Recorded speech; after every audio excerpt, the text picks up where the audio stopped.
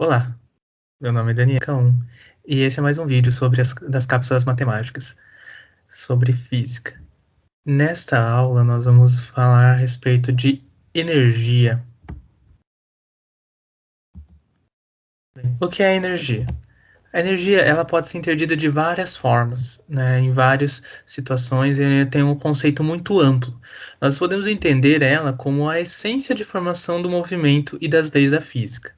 A energia, ela pode ser encontrada na natureza de várias formas, na forma mecânica, na forma elétrica, nuclear, eletromagnética, magnética, dentre várias outras, a energia solar, a energia luminosa, a energia sonora. Nós temos vários exemplos de formas de energia que se propagam no nosso meio, no meio em que nós vivemos. O nosso propósito aqui em Física 1 é estudar a energia mecânica, que ela trabalha basicamente com o movimento. Ela pode ser dividida em duas formas: na energia cinética, que é conhecido como movimento propriamente dito, ou na energia potencial, que é conhecida aqui como energia acumulada. E nesse caso aqui, é energia acumulada de forma mecânica, tá? Bem, o que é a energia cinética, então? A energia cinética é a energia do movimento propriamente dito, né? A gente considera que a energia cinética ela está sendo utilizada no momento em que a gente tem um movimento. Se você não tem movimento, você pode ter a outra forma de energia mecânica e energia potencial, né? Nesse caso aqui, né, como nós podemos ver, ela é calculada dessa forma aqui. Essa é a fórmula para calcular a energia cinética. Ela é dada pela massa, esse m, a massa do objeto, vezes a velocidade dele ao quadrado, sobre 2. Nós conseguimos entender aqui, por conta da velocidade, o porquê que a energia cinética é considerada a energia do movimento. Porque se a velocidade de um objeto for zero, toda a energia cinética vai ser igual a zero, ou seja, não vai ter energia cinética. Vamos fazendo o exercício aqui, então, já partindo direto para os exercícios relacionados à energia cinética. Então, nós temos um motorista que conduzia seu automóvel de massa 2.000 quilos, que trafega em uma linha reta com velocidade constante 72 km por hora, quando avistou uma carreta atravessada na pista. Transcorreu um segundo entre o momento em que o motorista avistou a carreta e o momento em que acionou o sistema de freios para iniciar a frenagem, com desaceleração constante igual a 10 metros por segundo ao quadrado.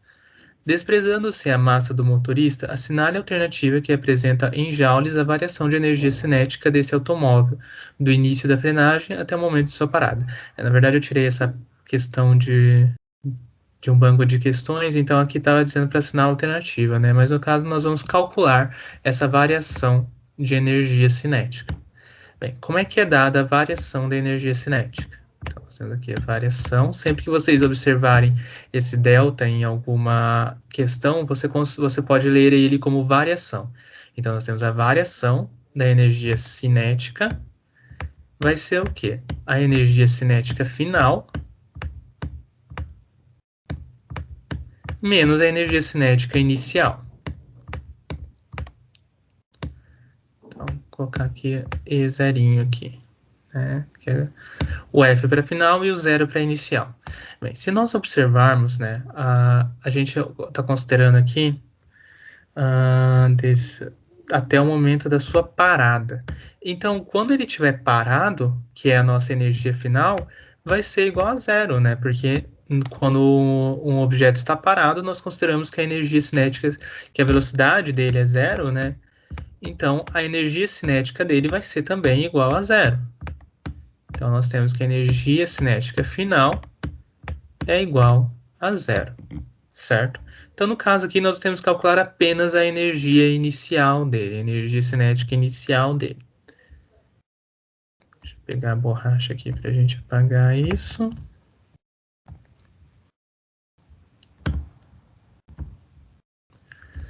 Beleza, e como é que a gente vai calcular a energia cinética inicial desse objeto? Vamos utilizar a fórmula, né? A fórmula para energia cinética, colocar energia cinética inicial aqui, vai ser então a massa desse objeto, desse corpo, vezes a velocidade dele ao quadrado, tudo isso dividido por 2. Bem, a massa foi dada aqui pelo enunciado, né? 2.000 quilos. Então, nós temos que a massa é igual a 2.000 quilos. 2.000 quilos. A velocidade, ele também deu aqui no enunciado, 72 km por hora. Então, a velocidade é igual a 72 km por hora. Quilômetros por hora. Bem, nós temos as duas variáveis que nós precisamos, a massa e a velocidade. Mas eu posso substituir esses valores diretamente aqui? Não, porque nós observamos duas situações, né? A massa está em quilos, e o quilo ela é medida de massa no SI, lá no Sistema Internacional de Medidas. Agora, quilômetros por hora não é a medida de velocidade no SI. Essa medida está fora do SI. Então nós temos que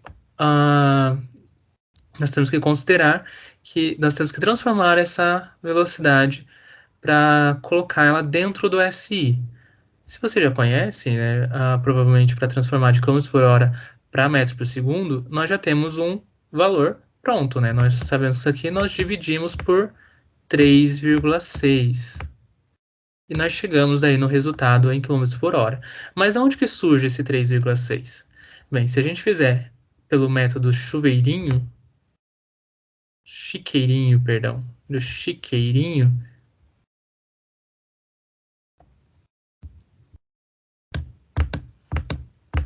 nós encontramos então da onde que surgiu esse 3,6 e por que que ele é dividido aqui. Nós temos então 72 km por hora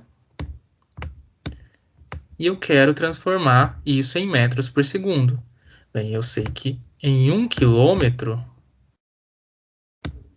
eu tenho 1.000 metros. 1.000 metros. Se isso daqui é igual, né? Então, se eu divido, né, 1 quilômetro por 1.000 metros, eu obtenho 1.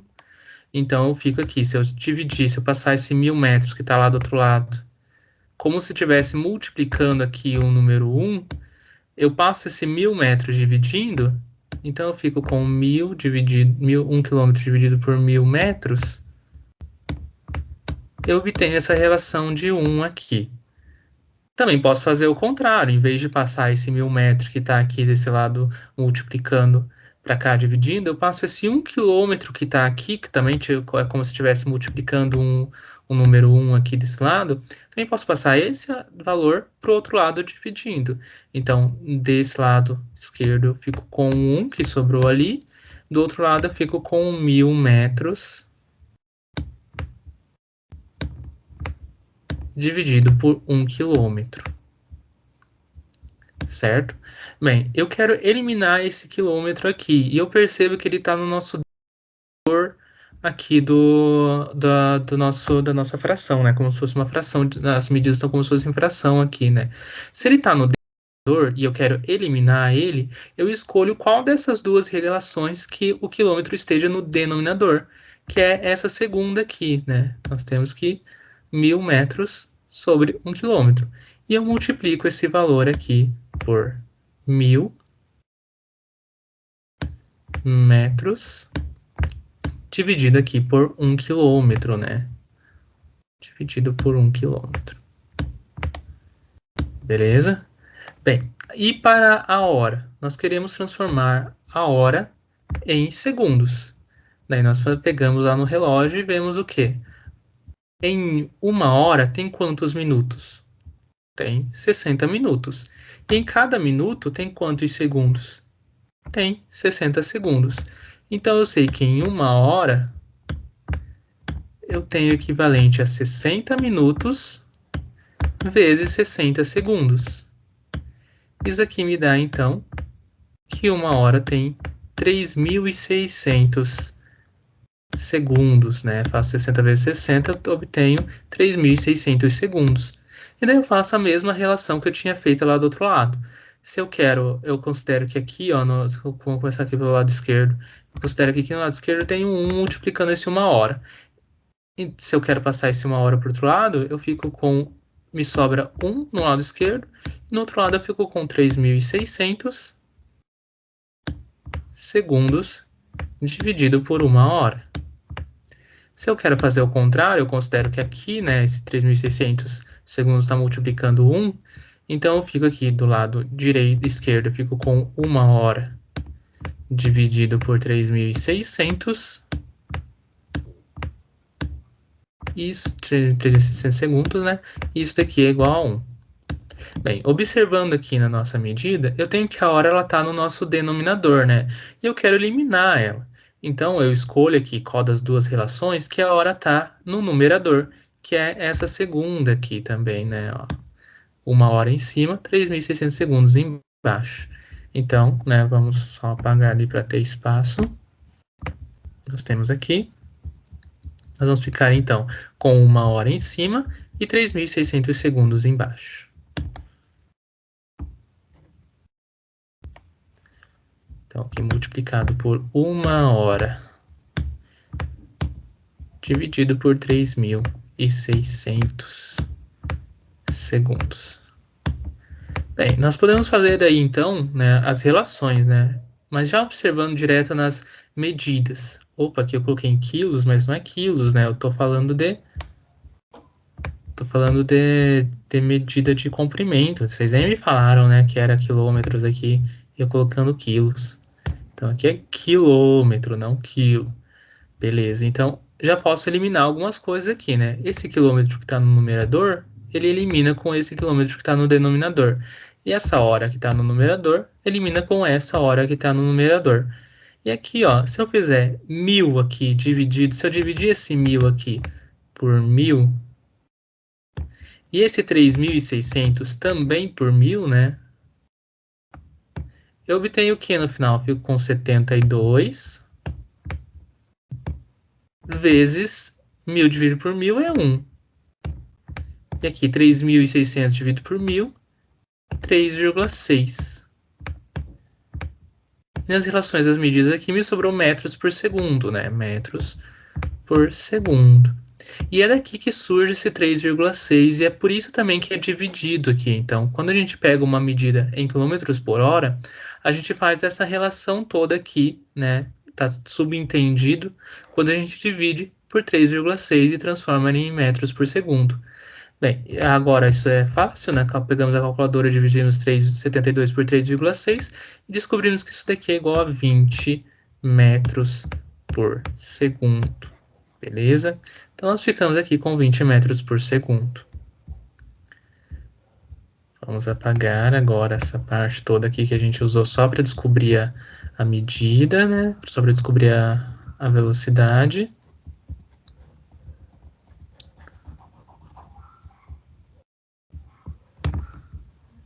Então, nós descobrimos aqui que a nossa velocidade em metros por segundo é de 20 metros por segundo.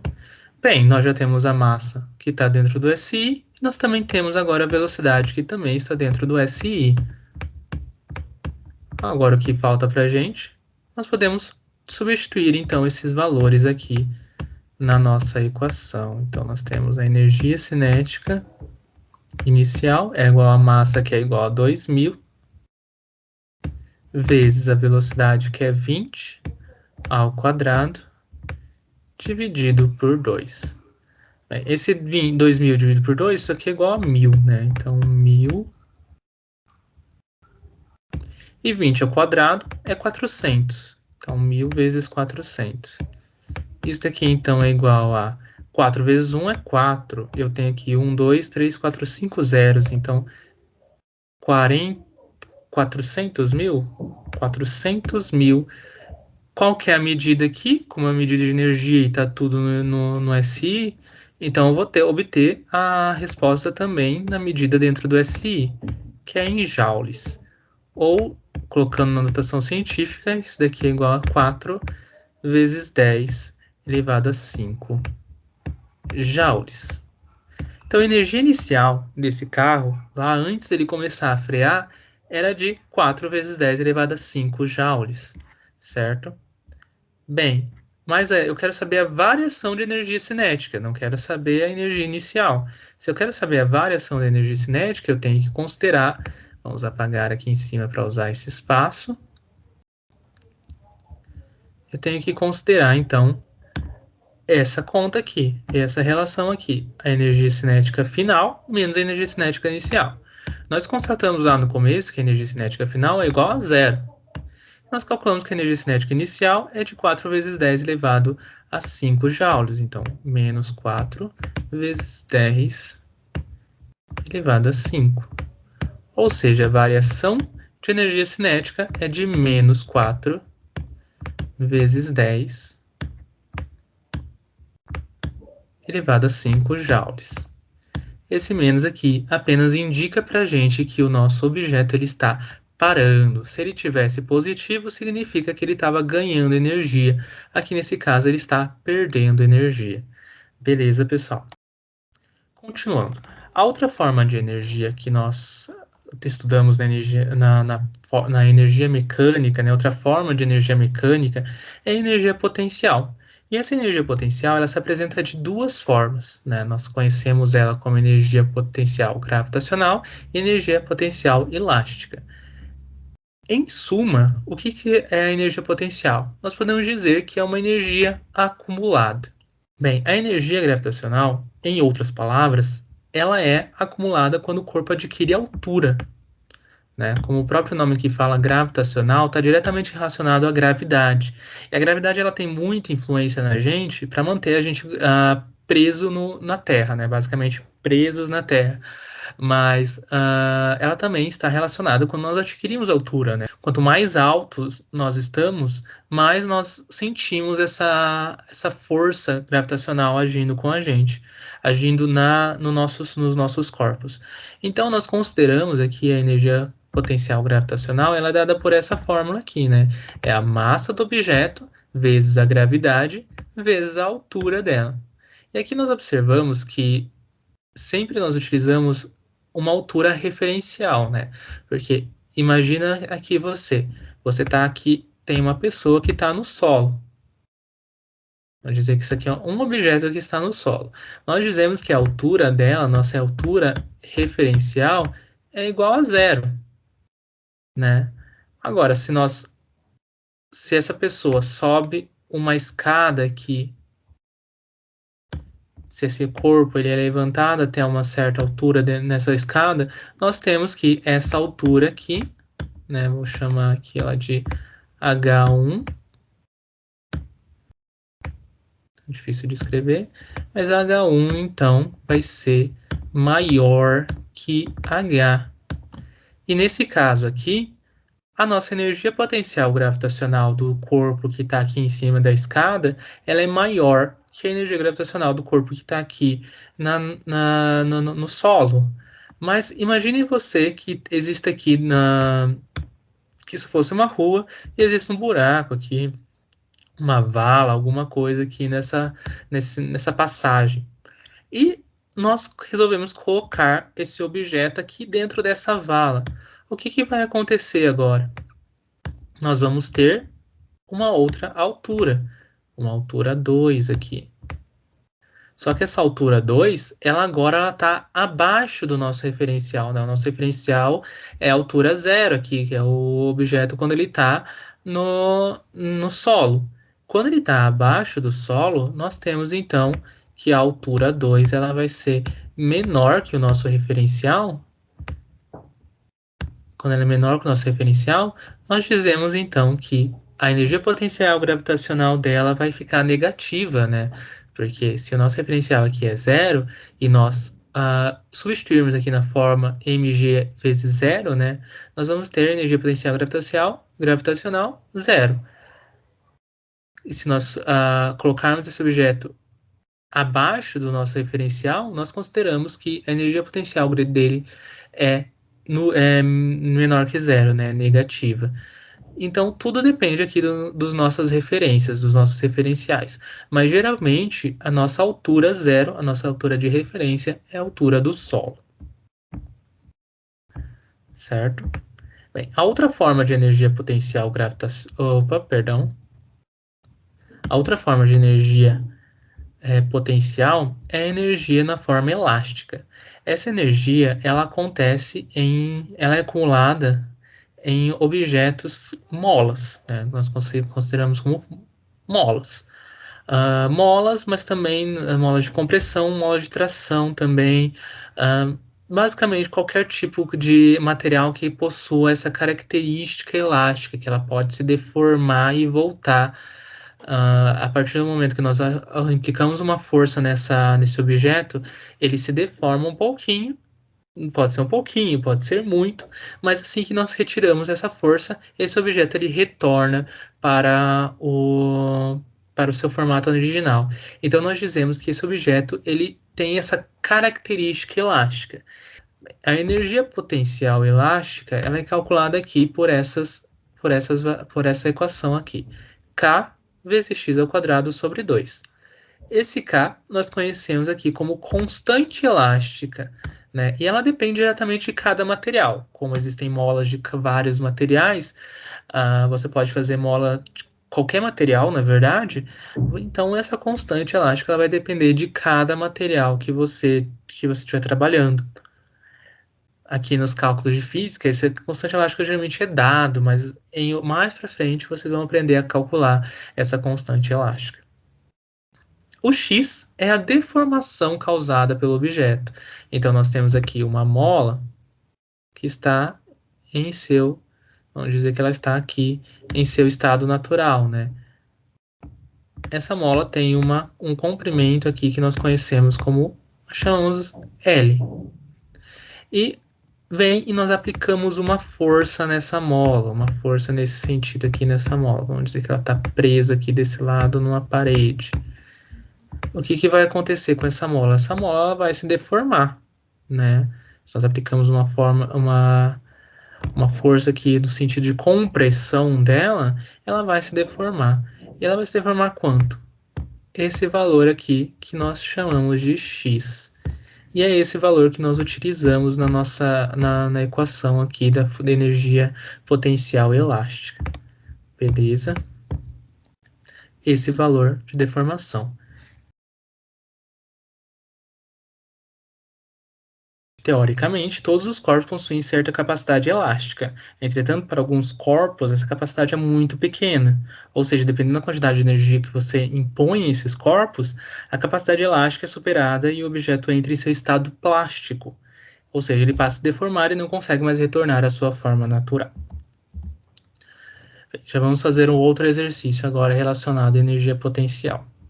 Um vaso de 2 kg está pendurado a 1,2 metros de altura de uma mesa de 0,4 metros de altura, sendo G igual a 10 metros por segundo ao quadrado, determine a energia potencial gravitacional do vaso em relação à mesa e em relação ao solo.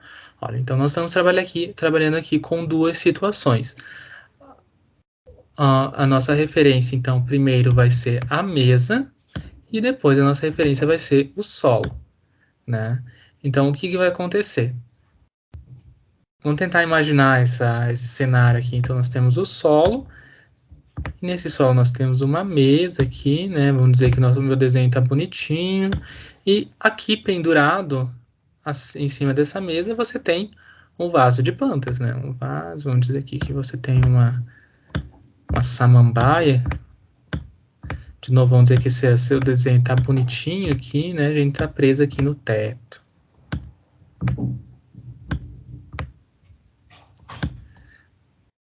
Dá para entender, né? Aqui é o solo, aqui é uma mesa, aqui é a nossa samambaia. E o que ele diz, então? Que essa samambaia está a 1,5 m acima da mesa. Então, o nosso referencial, a gente está entendendo aqui que o nosso referencial zero no momento é a altura da mesa. Então, essa altura da mesa até aqui a altura do nosso vaso de planta, né? Vou chamar aqui de H2. aqui vai ser igual a zero. E aqui agora vai ser o nosso referencial, né? De 1,2 metros de altura. 1,2. Bem, agora, né, nós vamos então utilizar a equação de energia potencial gravitacional. Energia potencial gravitacional é igual ao quê? É igual a massa vezes a gravidade vezes a altura. Como a nossa referência aqui de altura, o zero é a altura da mesa, então nós consideramos que a nossa altura é igual a 1,2. Então a altura é igual a 1,2. A massa ele nos deu, né? O vaso tem 2 quilos, então a massa aqui é igual a 2 quilos, 2,0, né? 2,0 quilos. E aqui a altura é o quê? Já foi dada em metros, né? E a nossa gravidade, ele pediu para a gente considerar que ela é igual a 10 metros por segundo ao quadrado. Então, gravidade igual a 10 metros por segundo ao quadrado. Se nós observarmos, todas as medidas já estão dentro do SI, né? A altura é em metros, né? A medida de comprimento no SI é em metros. A medida de massa aqui está em quilos, que está dentro do SI. E a medida de aceleração, né? No caso, a gravidade, nós consideramos que ela é a aceleração da gravidade, né? Já está aqui em metros por segundo ao quadrado, que também já é uma medida dentro do SI. Portanto, o que nós precisamos fazer? Apenas substituir aqui os valores. Então, aqui a massa é igual a 2, 2 vezes G, que é 10, vezes a altura, que é 1,2. 2 vezes 10 é 20. E 20 vezes 1,2, nós podemos fazer ao contrário, vai dar 20, vai dar 24 aqui, né? Mas a gente podia ter feito ao contrário, né? 10 vezes 1,2 é 12. E 12 vezes 2 é 24. Então, 24. 24 o quê? Bem, as minhas medidas estão todas dentro do SI, então o resultado também vai estar dentro do SI. E a medida de energia, ela é em joules. Então, tenho aqui que é 24 joules. Ou seja, a energia potencial gravitacional do vaso em relação à mesa é de 24 joules. Agora nós vamos para a nossa segunda situação, né? Que agora nós vamos considerar nosso referencial igual ao solo. Ou seja, aqui então não vai ser mais o nosso referencial zero, e aqui também não vai ser mais 1,2, né? O nosso referencial agora vai ser aqui o solo, então vou colocar H1 para diferenciar, né? Então o solo agora vai ser o nosso referencial, então o solo igual a zero. A altura aqui, H, que é a altura da mesa, ele nos deu aqui 0,4 metros. Então, 0,4 metros. E a altura do nosso vaso agora? Bem, se a altura do vaso em relação à mesa é de 1,2 metros, a altura do vaso em relação ao solo vai ser esses mesmos 1,2 metros, mais a altura da mesa em relação ao solo, né? 0,4 metros. 1,2 mais 0,4 é igual a 1,6 metros. 1,6 metros, beleza? Bem, então agora nós temos que a nossa altura, a única coisa que vai mudar aqui é a nossa altura, né? Porque antes a massa não mudou, a massa do vaso continua sendo 2 quilos e a gravidade continua sendo considerada como 10 metros por segundo ao quadrado. Então nós temos aqui agora que a nossa massa, a nossa altura, vou colocar aqui a altura 2, ela agora é de 1,6 metros. Então, nós apenas substituímos então na nossa equaçãozinha aqui, então. Nós temos que a massa, que agora é de 2 quilos, né? Vezes a gravidade, que nós estamos considerando 10 metros por segundo ao quadrado, vezes a altura, que agora é de 1,6 metros. 10 vezes 1,6 é 16, e 16 vezes 2 é igual a 32. 32 o quê? Mais uma vez, está tudo dentro do SI, então nosso resultado também vai estar dentro do SI, ou seja, 32 joules. Bem, essa questão nos mostra, né, essa relação da referência, né? Nós consideramos primeiro a referência como se fosse a mesa e depois a referência como se fosse o solo, e nós percebemos que existe uma diferença de energia potencial dependendo do nosso referencial. Mais uma questão. No rótulo de uma lata de leite em pó, lê-se valor energético 1509 kJ por 100 gramas, 361 quilocalorias. Se toda a energia armazenada em uma lata contendo 400 gramas de leite fosse utilizada para levantar um objeto de 10 quilos, a altura máxima atingida seria de aproximadamente, né? E ele pede aqui para a gente considerar a gravidade como 10 metros por segundo ao quadrado. Bem, nós podemos observar aqui, pessoal, que o que ele fala aqui pra gente na lata? Que a lata possui 1509 kJ a cada 100 gramas a cada 100 gramas de leite em pó, perdão. E que nós vai ser utilizada toda essa energia que existe numa lata de 400 gramas para levantar um objeto de 10 quilos. Então, o que está acontecendo aqui? Nós estamos transformando a energia, né? Nós temos uma transformação de energia. Transformação de energia.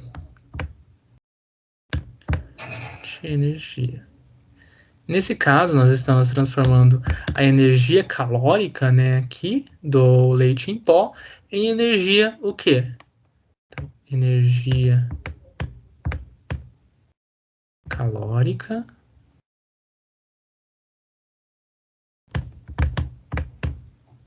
em energia aqui. Se é para levantar, é o quê? Energia potencial gravitacional. Certo? Qual que é a energia calórica? Ele nos disse aqui, né? 1509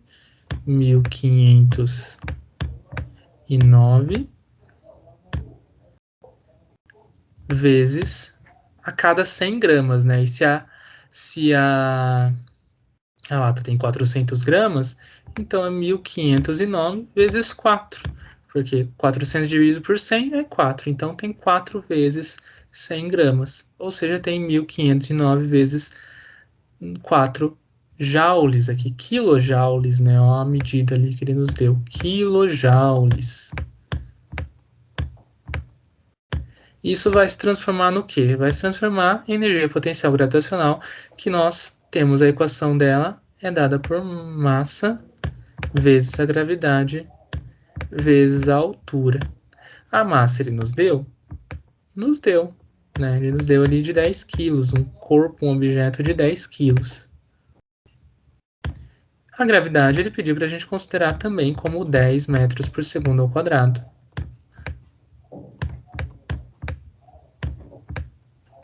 Bem, vamos analisar uma coisa. Vamos analisar se está tudo dentro do SI aqui, né, gente? Sim, né? Nós temos a energia em quilojoules, né? A gente precisa transformar isso aqui para joules, mas isso daqui é fácil. A massa está em quilos, a gravidade está em metros por segundo ao quadrado. Então, está tudo dentro do SI. Nós vamos obter, então, uma altura dentro do SI também. Ou seja, nós vamos fazer aqui 1509 vezes 4. Isso daqui, peguem a calculadora aí, mas é para dar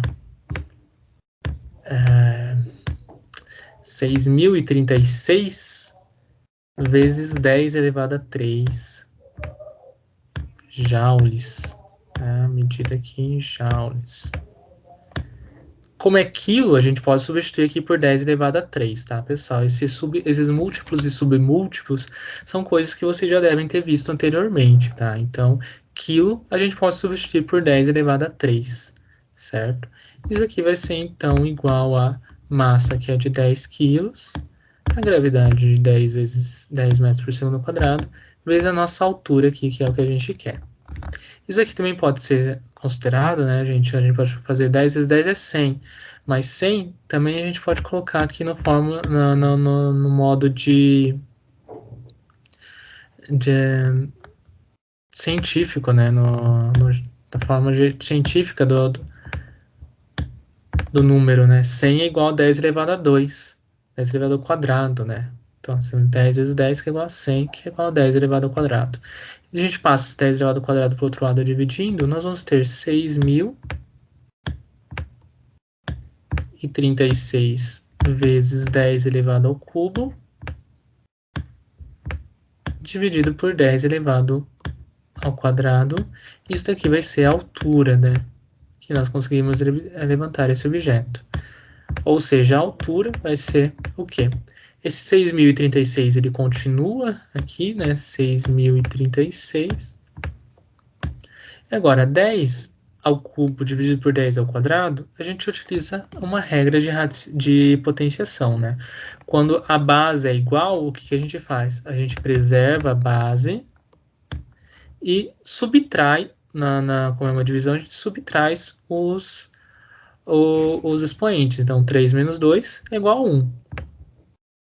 Como 10 elevado a 1 é igual a 10, então nós temos que a altura aqui no fim é igual a 60.000, né?